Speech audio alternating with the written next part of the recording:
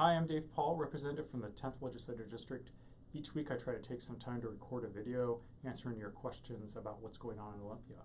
Hey, unfortunately the snow last week in Olympia slowed us down. We weren't able to post a video, but that did not stop you from asking questions. Thank you so much for sending those in. So we've got a couple of questions this week. They're both from Eric Mann of Oak Harbor, and he expressed some concern over the new state employee benefit system that's also called SEBB. Eric points out that school districts should not have to pay premiums for employees who get their insurance through other means like their spouse's employer. So I really appreciate Eric taking the time to raise this important concern. It's a complicated issue. I've heard from nearly all school boards and school districts in the 10th district that they're going to have higher costs because of the new benefit plan. And that's especially expensive for a couple of our school districts in the 10th. The formula used by the state calculates premiums already. It's based on premiums.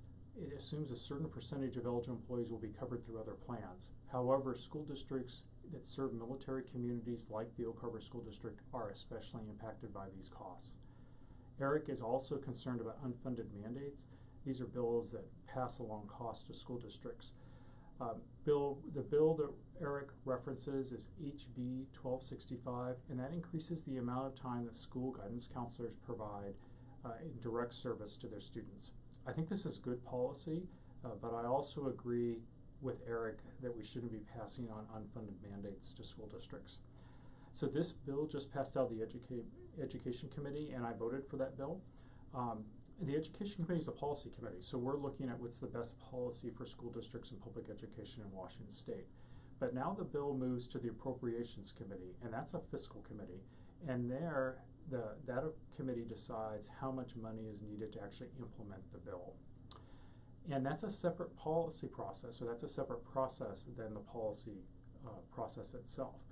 And generally speaking, the House doesn't pass along a bill to the floor unless it's got the money to pay for it. So before that bill is passed on to the floor, Eric, we're going to be looking for money to actually implement the bill. So talking about those fiscal committees, that leads me to another question about what is cutoff week.